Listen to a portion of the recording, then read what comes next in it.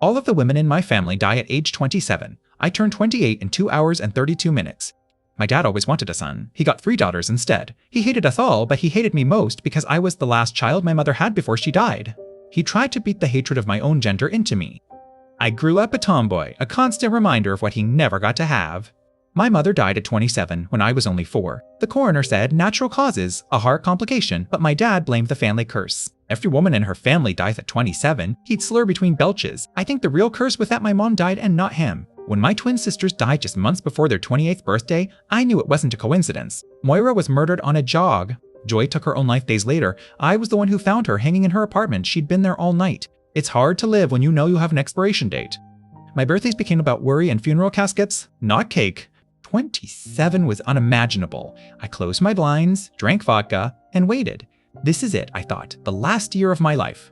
I became a recluse. Windows shuttered, extra locks on the door, phone set to voicemail. I didn't want anything from the outside world.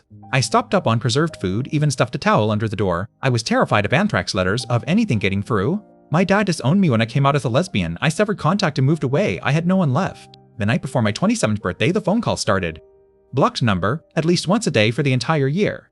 Then came the knocking. Once a week at first, but it got worse. More frequent, more frantic. I was convinced it was my death coming. Last night, I got ready for bed, knowing that today, now, I turned 28.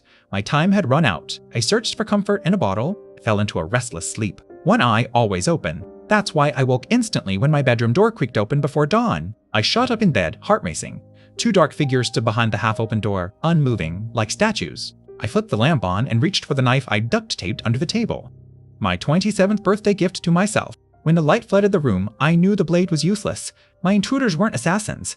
It was Joy, standing at the foot of my bed, pale in that same black dress from Moira's funeral, her neck grotesquely bent from the hanging. Moira was a few steps behind her.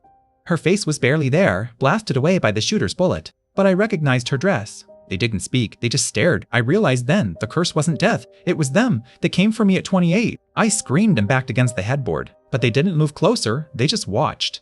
Like they were waiting for me to join them. My eyes darted to the clock. 2 hours and 32 minutes. That's when I'd turn 28, and that's when they'd take me. The curse isn't dying at 27, it's coming back at 28 to collect the ones who should have died, and now they're here for me.